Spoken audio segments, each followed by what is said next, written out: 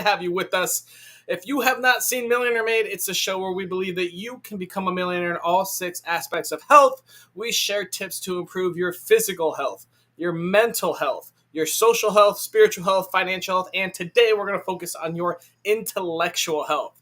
Our topic is books, how to improve your intellectual health with books. If you've never seen Millionaires Are Made, this is the show built on the fundamental belief that every person you meet knows something that you don't, and there's something to be learned from everyone in this big, beautiful world. In the spirit of authenticity, we don't talk about our tips or advice in the green room backstage. We let all our guests talk naturally from their own life journeys. So we'll see what kind of tips we get today on how to improve your intellectual health with books. Audience, this is an interactive show. Please feel free to comment, ask questions, shout out, do whatever you want. We do monitor our chat and we will ask the questions live.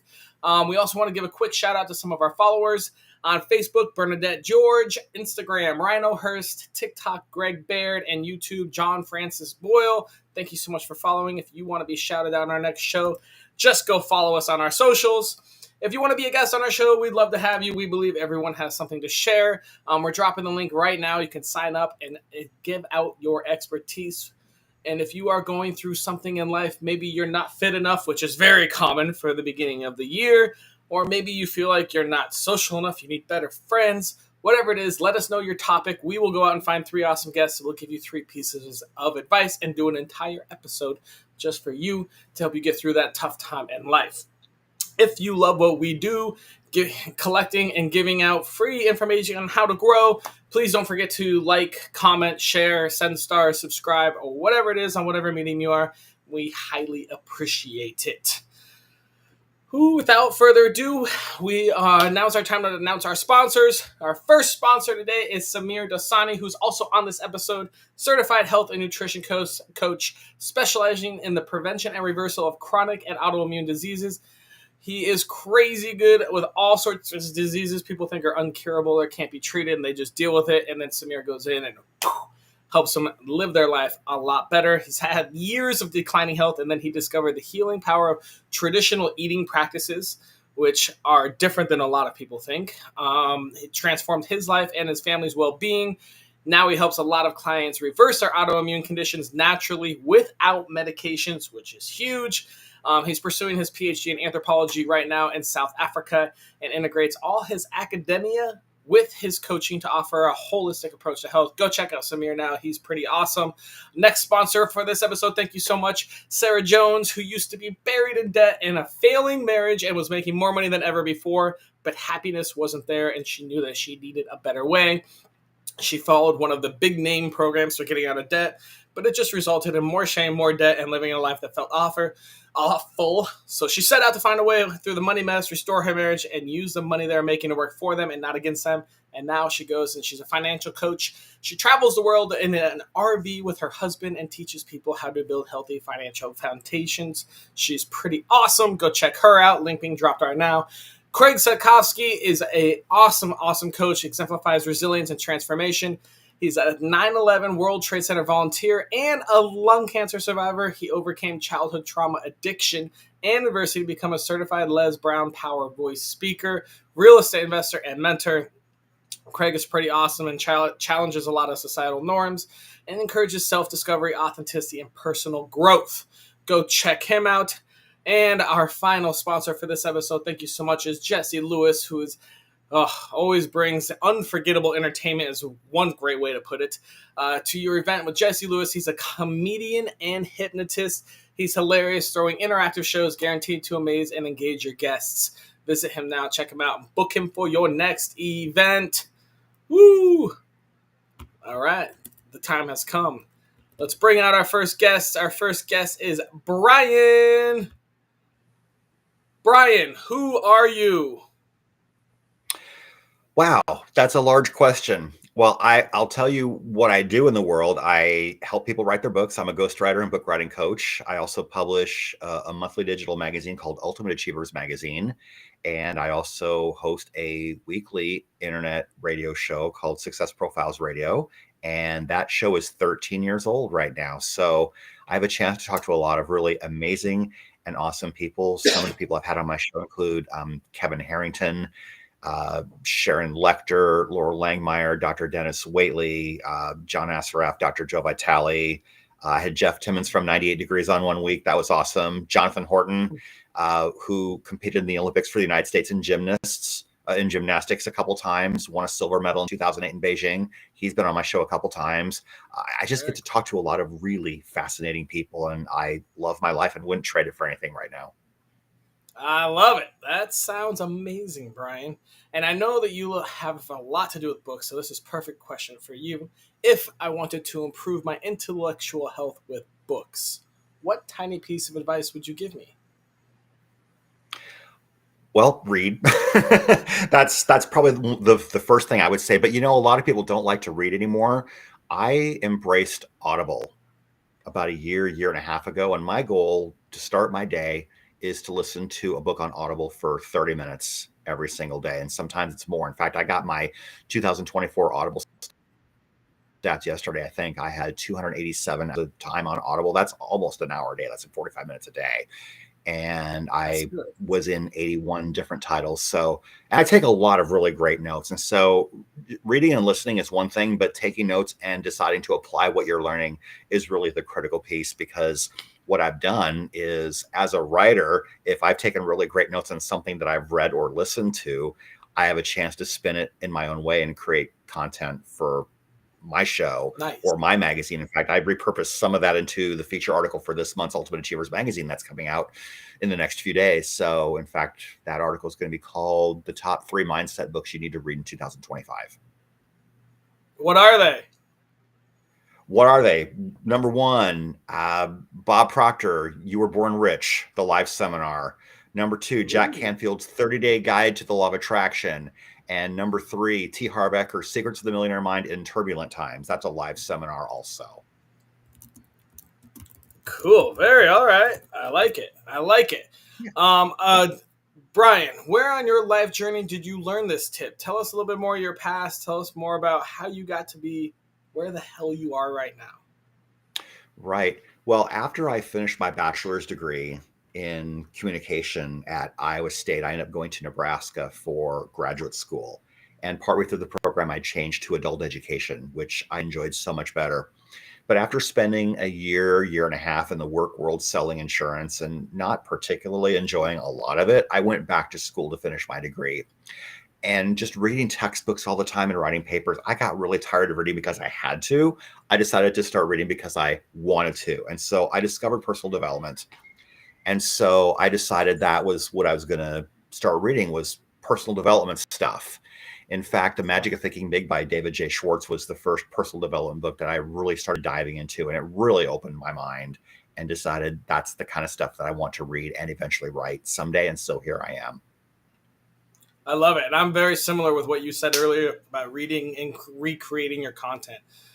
The more I read, the more you can take these ideas, tie them together, and almost all my content's just from stuff I read. So that's pretty cool. Yep. Awesome, Brian. We'll move on to our next guest. Thank you so much. The always eccentric Jesse Lewis. Cheers, Austin. Cheers. Jesse, who are you? I'm a comedy hypnotist. I perform across Western Canada, and I'm going to be boring for you today. We'll be bored the whole time. All right. A boring comedian hypnotist. Jesse, if I wanted to improve my intellectual health with books, not necessarily reading, with books, what tiny tip would you give me? Pick one up. That's the tiniest tip I have, Austin. The truth is that most people have this in front of them all the time. In fact, I have it right now. I should go scrolling through my TikTok and my Facebook and have the blue light on my face and have absolutely no focus whatsoever. You don't get that from this. You get that from a book, because you actually have to sit there and physically read what's in front of you instead of being distracted all the time by 14 other things, cat videos and half-naked women and everything else on your phone. Instead, you have a book in front of you and you have to read. Well, it's not newsworthy because it's not newsworthy. Anyway, when you have that physical book, there's that, it's weird, but if you get a good old book, there's that smell that comes with it too. And it takes you to a completely different place in your mind than seeing the visuals on a phone. So the tip is simply pick one up and actually read the bloody thing. Sounds weird. Pick it up. And I'm a big fan. I'm going to go against what Brian said, but I hate audiobooks. I can't. I think that there is nothing wrong with audiobooks, Austin. For instance, what? Audiobooks are great. I do 16-hour drives sometimes to shows way far north, ice road truckers territory, that type of thing. I drive up to those communities, I'll do a show, and on the way there, instead of listening to the latest pop music, I'm listening to an audiobook. So I'm actually learning something. On this. Well, every once in a while I got to shake it off. But sorry. But it does allow me to actually learn something, and I'm not wasting my time just listening to lyrics that mean nothing to me. Or I'm not a music guy, so don't have me on the music podcast. But really, the books are where it's at to actually learn something. All right. Well, Jesse, where on your life journey? Where on your life journey did you learn this tip? Well, believe it or not, my entire hypnosis career started with a book.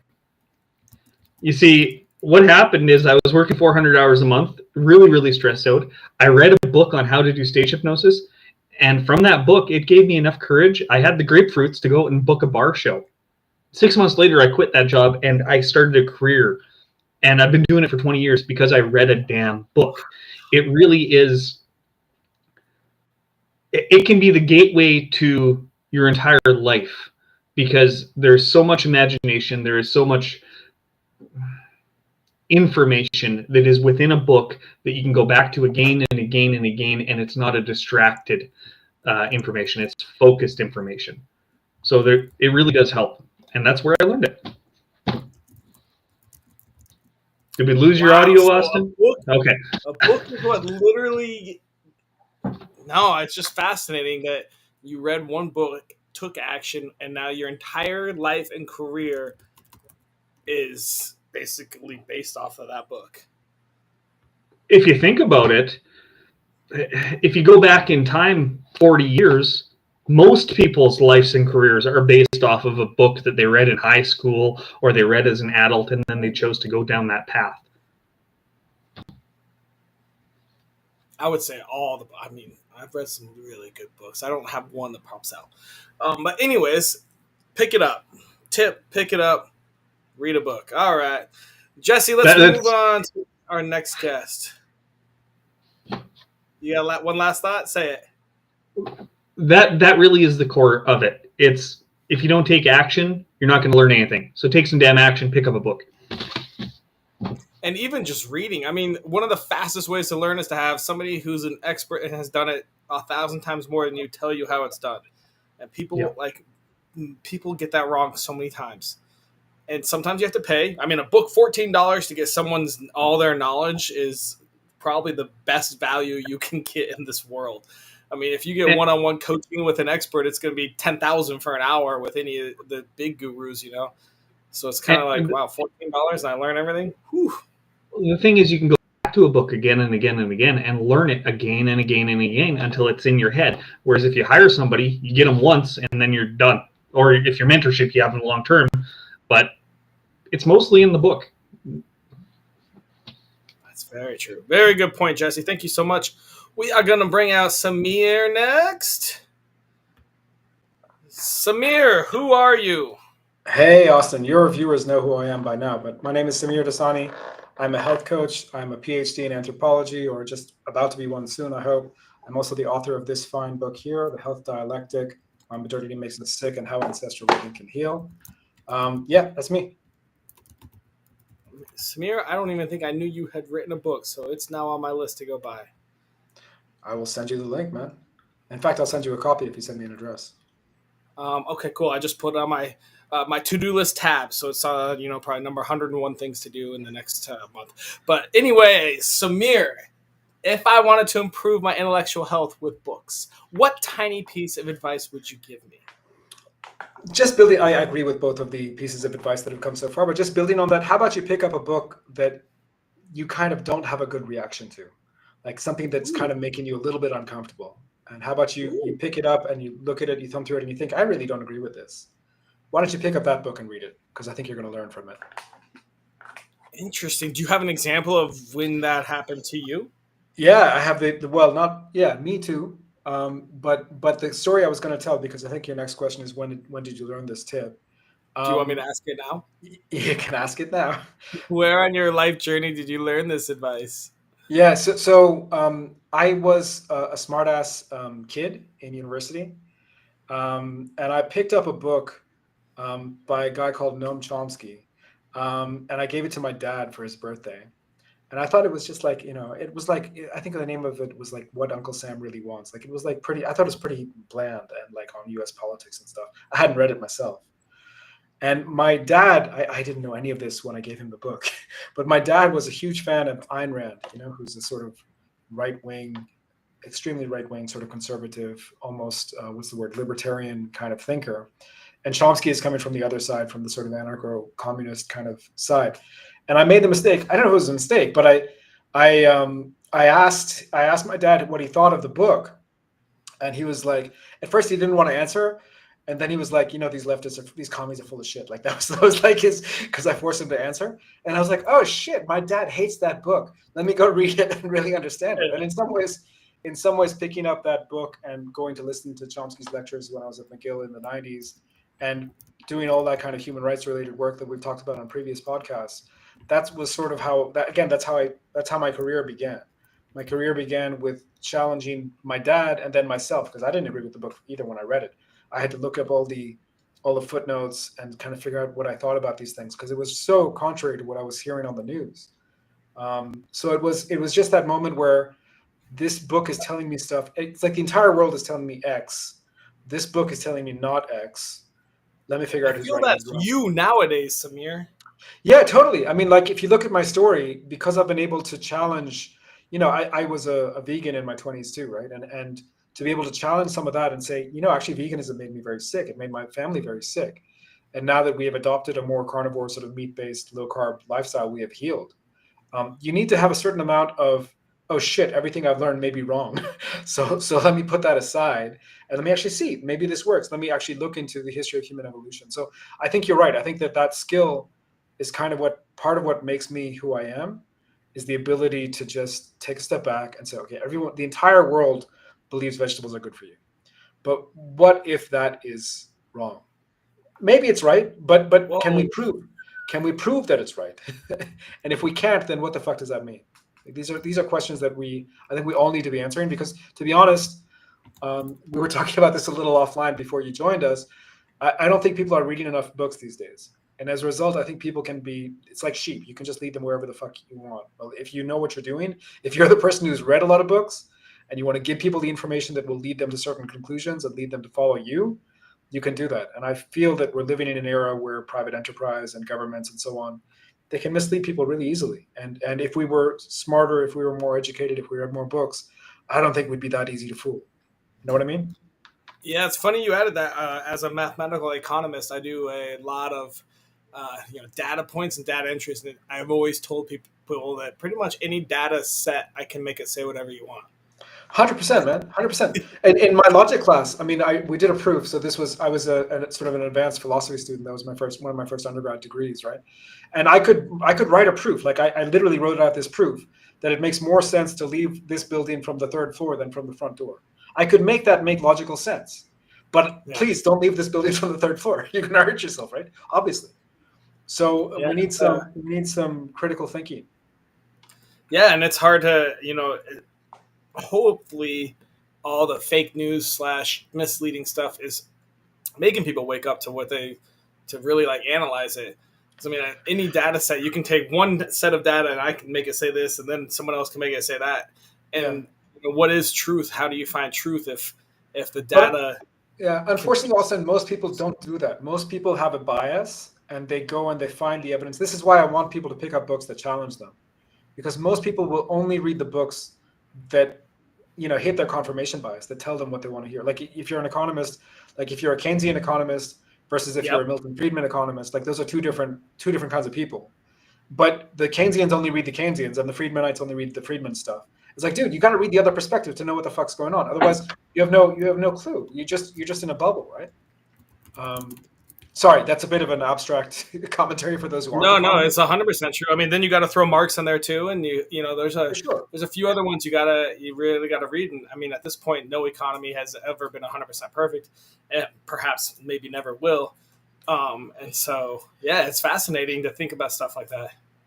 Yeah, I mean, I don't want to get too deep down the economics rabbit hole, but the point is not which is right and wrong. The point is, what are the perspectives that each is advancing? Can you put yourself outside your bias? Can you understand what that person who honestly believes something that you don't believe, but can you put yourself in their shoes and understand why they believe those things? Because if you can do that, then I think you're going to be able to engage in much more rational discussions. And maybe you won't convince, if you meet someone like that in real life, maybe you won't convince them that you're right, but you'll be able to have more sympathy, more empathy for their point of view and understand that maybe there is something. I mean, I was reading a book. This is kind of a weird example, but it was a book on indigenous knowledge systems, which is really my academic work. And this guy was talking about, like, he was thinking about the people who are the most wrong in the whole planet. So I don't know what you think of flat earthers, but most of us think that they're like no clue, like know what's going on. But this guy was like, no, you have to find, everyone has a truth, right? So he was like, okay, so I did more research. I found out that the Earth isn't 100% spherical. Because the Earth is rotating at such a fast speed, it's like a ball that's getting squished, and eventually it will get squished enough that actually all that will be left will be a flat Earth, right?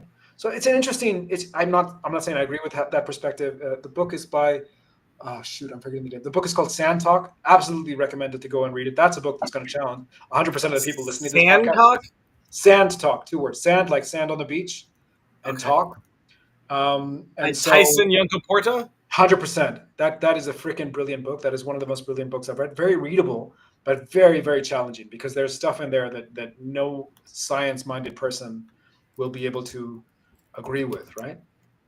But it's challenging because it's like, okay, these were the indigenous Australian ways of thinking, and what does that teach us about ourselves? And this is by someone who is an indigenous Australian, but also got a PhD in the Western Colonial Academic University.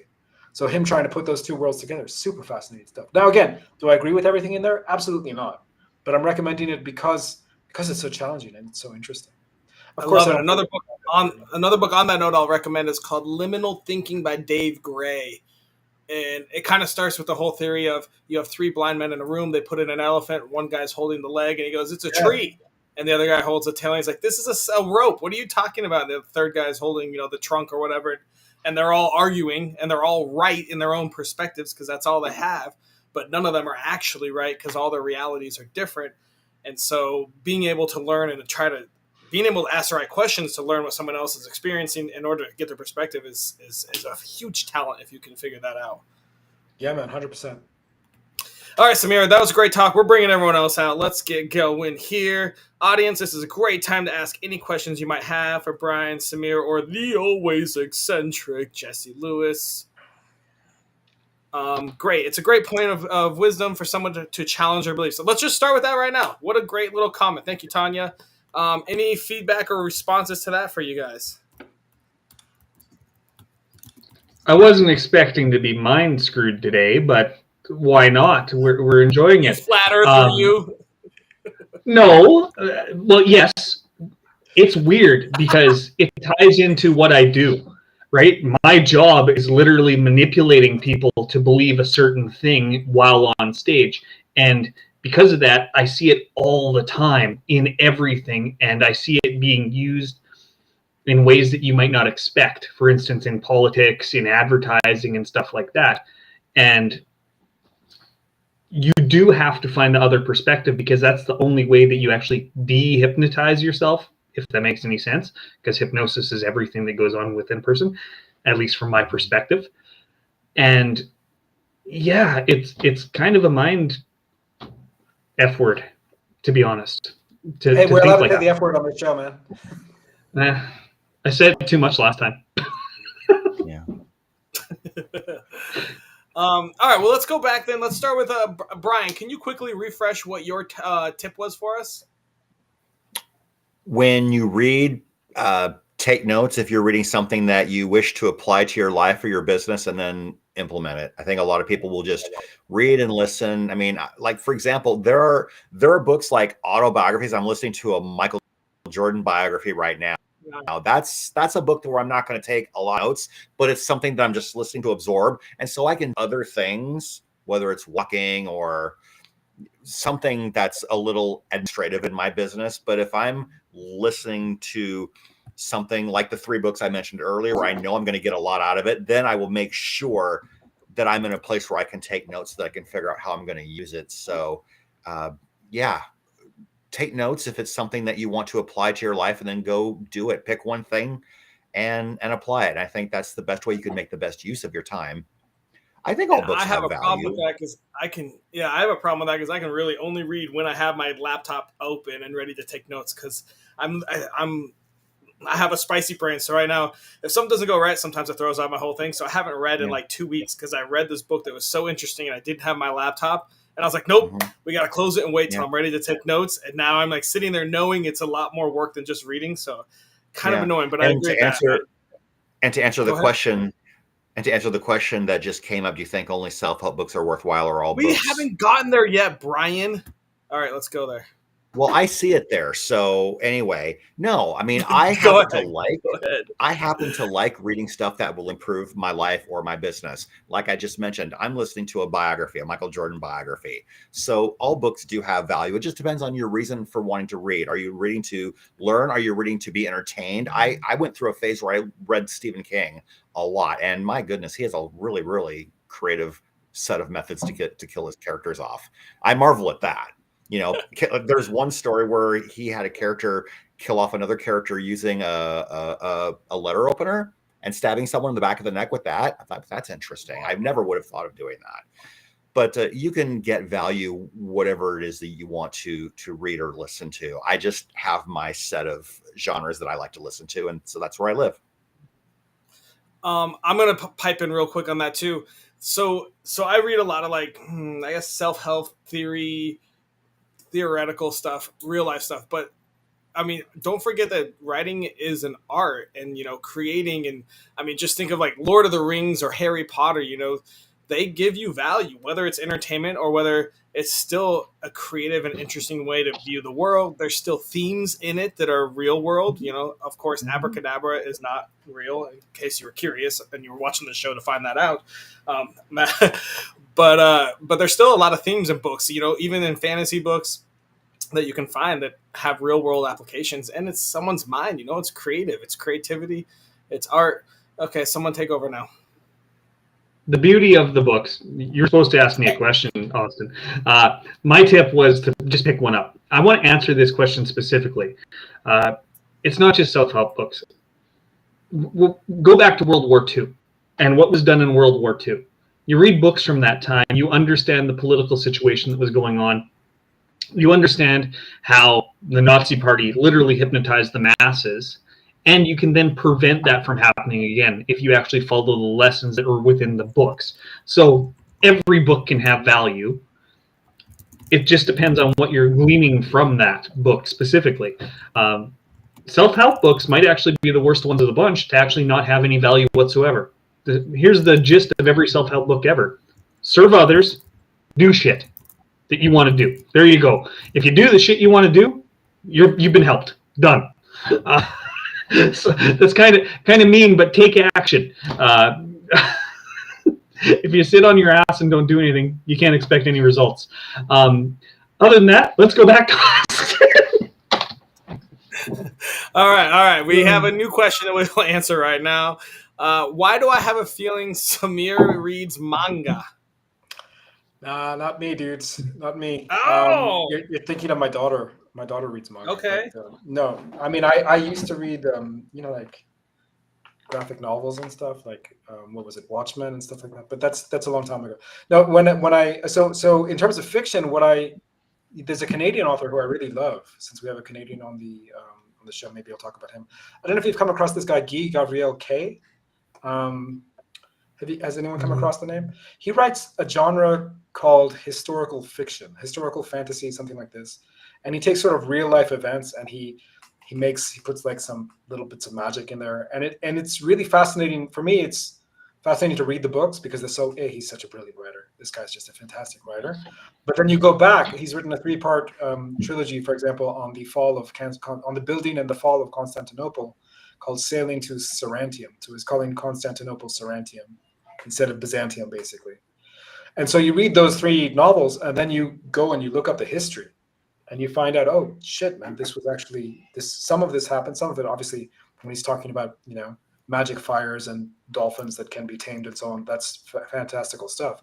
But there is reference to the guy who built what's called the Hagia Sophia, or the Hagia Sophia, some people called, the Emperor Justinian, and so on. And there's really detailed references to the kind of cuisine that was there, and the kind of cooking that was done, and the kind of mosaics that were done, mosaic art, and so on. So that's someone who's done, like, when he writes one of those books, he does like 5 years of research to write one of those books, historical research. Wow, that's cool. And then he writes the book, but he writes it in his own. He liberates himself from writing nonfiction by saying, no, this is actually fiction. So he doesn't, the things that he can't know, like he can't know what the Emperor Justinian was thinking, but he can put those thoughts in there because he makes it sort of fantasy and fiction and so on. So I think there's a lot of people writing stuff these days that are really pushing boundaries in really creative dimensions. And because there's so many of them, it's hard to know what to read and it's hard to really find all this stuff.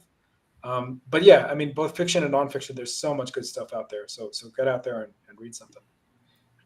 Yeah, that's kind of similar to how the show, like shows of the past, like the show Vikings, they say, okay, we know that these events happen, but they only know 1 event or 2 events a year because the records just aren't there. So they're like, we know this event happened at this day, and 6 months later this happened. And then they're like, we just make up random drama in between to see how to connect them, which is, kind of cool and creative as long as you know it's not real.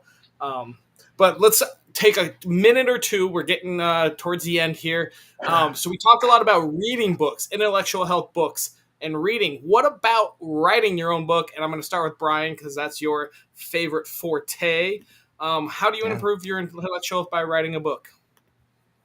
Well, I think, honestly, you get the best ideas for writing by reading first. In fact, I had a coach one time where I confided in him that I felt completely empty. I had no idea what to write about. He says, "You're not reading enough." I said, "Well, I'm reading the things that I'm writing for my clients' book." He said, "That doesn't count. You need to read stuff that other people have written. You'll get ideas from there and you can put your own spin on it and go from there." So I think if you want to do any level of writing, I think you really should be reading and getting input from the world around you, whether that comes from books you've read, whether that comes from your own life experiences. I mean, when my dad passed almost 4 years ago, I decided that I was going to write a book to honor his memory. And I ended up doing that about, 9 months later, 6 to 9 months later. So writing from your own experience is also something you can do. But I do think that journaling is a great place to start. If you aren't sure what to write about, just journal every day and see what comes up. And if you find yourself journaling about the same ideas over and over again, then maybe that's something you need to write about. So writing a book is certainly a good idea if you want to share your legacy or impact the world or teach someone something, whether you choose to profit from it or not. Sometimes just the act of having done it is enough.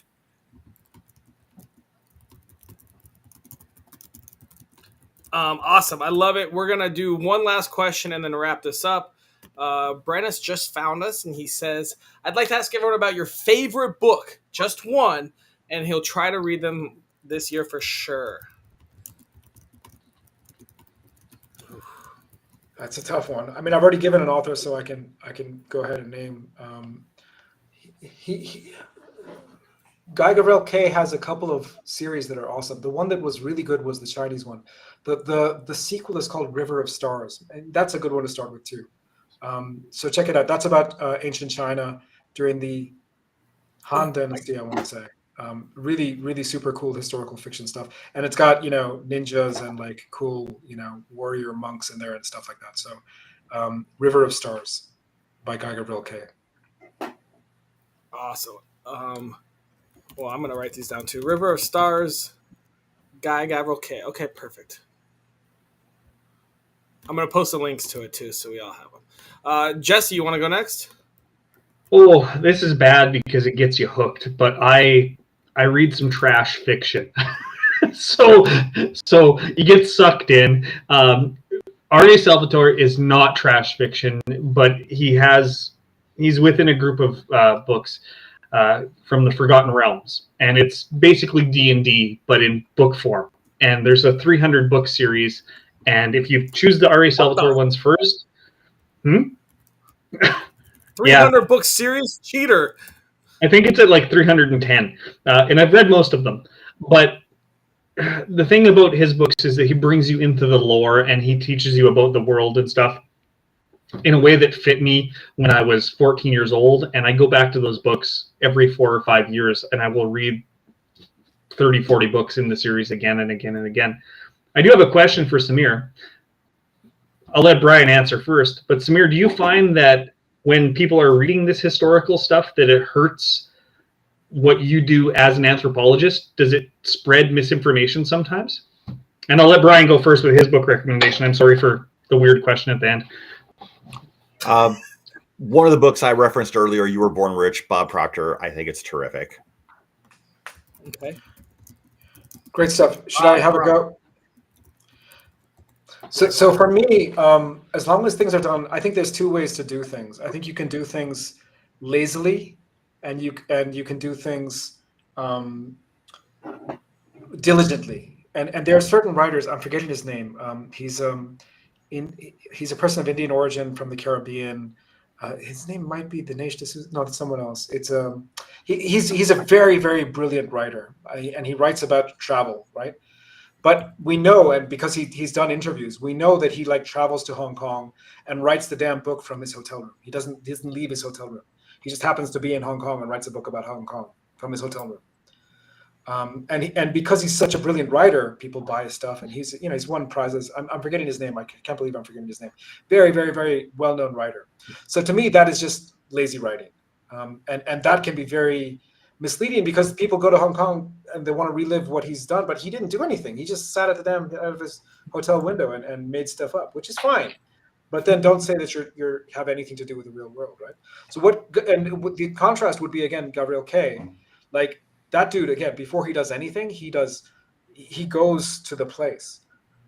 He wrote a book about pirates on the Aegean coast of what is today, I want to say Bosnia, but somewhere around there. I'm forgetting the exact city state. And the reason he wrote that book was he showed up and someone in the taxi, his taxi driver was like, dude, I know you, I know your work, I know what you do. I have to take you to these historical sites because they're going to be so cool that you're going to want to write a book around it about these pirates. Pirates who were resisting the Ottoman Empire at the time when the Ottoman Empire was very strong, et cetera, et cetera. And so he wrote that book, and he wrote it from two different points of view. So it was about the Ottomans, it was about the Turks. So he couldn't just write it from the Christian perspective. He had to spend time in Turkey too, right? So, people who do that kind of research, even if what they say is not historically accurate, you can see the thinking, and it encourages people to get deeper into their own research. So I think if you're a lazy writer, then yeah, it's not a great. The guy I'm thinking of is from Trinidad, and someone will remind me of his name, or maybe I'll look it up right now. He's a very, very famous writer. That guy is what I would call a lazy writer. The other one is people who will actually do it with a bit of. You have to work. If you want to do something that is reflective of society, you got to do the work. It's not enough to have talent, in my opinion. You have to actually have some effort, do some effort. It's true. All right, guys, it's time to wrap this up, and our last task is to come up with a daily challenge. We need to. The guy I was thinking of is VS Naipaul. Yes, Sniper. All right, we have to come up with a task or series of tasks that takes less than 5 minutes a day, costs $0, and is available to anyone in the world from Trinidad to Bosnia. What do you guys suggest? Most places have a library. That's free. Most. So 5 minutes every day, do what? Go to the library? That's the free option. I don't know what past that, but yeah, I mean, I don't know. Yeah, I mean, it's hard to think of what to say other than read a book for 5 minutes a day, because that's the obvious thing to say, right?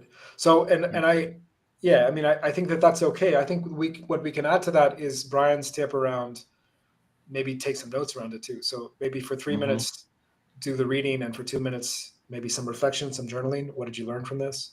If we're trying to I keep think it your under tip 5 that you had before is good too. Find something that you're not necessarily aligned with and read something you're not aligned with at the same time. These are all great ideas. I'm just trying to think of how to make it super accessible. I think the idea of finding a book at a library, reading it 5 minutes a day, and maybe journaling for 5 minutes. Can we make it 10 minutes, Austin? Because that would No. actually be more useful. No, you can't. so 2.5 minutes reading, 2.5 minutes journaling, or whatever it is. What about we make it something different than just reading? Because, if someone doesn't like it, they're not going to do it, yada, yada. What about maybe researching a genre and what it's about, or maybe learning about a new author, or following something along those lines of even pre-reading? Somebody that doesn't like reading, or there's a lot of people out there that hate it. Maybe it's more about doing research about what genre you might be interested in, what genres exist. Or maybe you find one of your passions and see someone that's written about it. Find a new author. If you love D&D, finding an author. I mean, some people may not. I didn't realize there's 300 books on D&D. Did you say D&D? Dude, that's nothing. There are thousands. There's the Forgotten I didn't know Realms. that. So that's something new. So maybe it's more of a, find a new So everyone should have at least 7 passions for the next week. So find a passion and find maybe a genre or an author that fits that. And then maybe you just read a little excerpt, or maybe you read the back title or something like that, and find a book that you may want to read in the future. Yeah. I have a friendly amendment that would make that a little bit more accessible. Which is, because everyone's consuming media these days. So find a book that's linked to something that you already like, and find a way to get that book into your life. Yeah. And if you have absolutely no idea what book you should read next, post on social. I have an Audible credit to spend. What should I get? Ooh, what do you think I should read next? Yeah. That's another great idea. I've done that several times, and I always get engagement. Or if you want to phrase the question differently, I'm going on an airplane. I'm flying to wherever, and I'm going to be on the plane for a couple hours. What should I read while I'm in the air? 100%. I get lots of suggestions, and some of my friends. I have there was a kid I used to babysit who now works in the Yale library system, and so he always has suggestions that are so outside the realm of what I normally read. He's very interested in African studies, actually. So he'll always suggest stuff that I've never heard of. And it's just interesting just to see what other people like to read and where their heads are. And it's like, and there are several suggestions that I've actually taken up. In fact, I had a conversation with somebody a couple days ago, and he said, you need to read such and such a book. I bought it on Audible and I started it yesterday. Nice. Very good.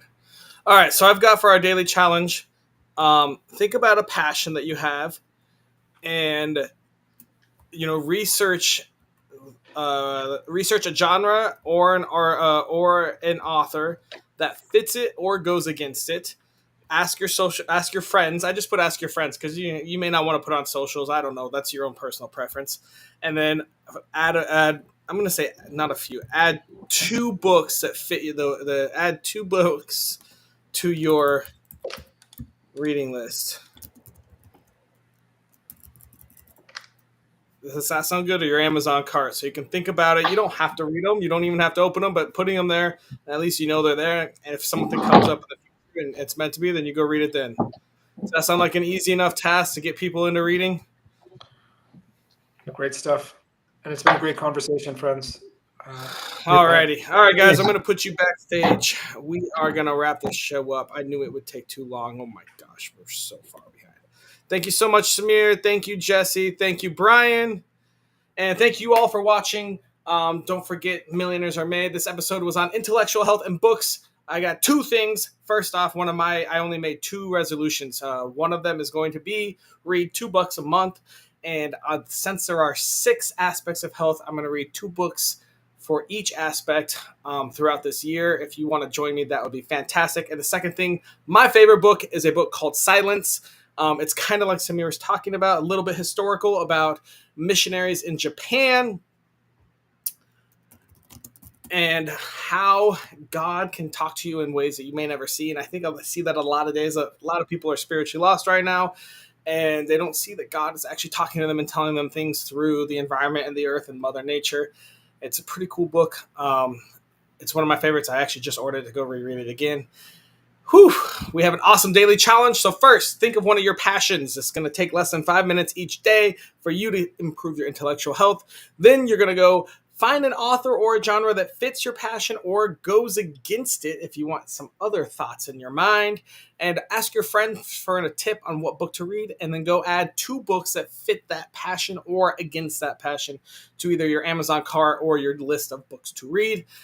So we'll be starting that challenge tomorrow. Hopefully you'll join.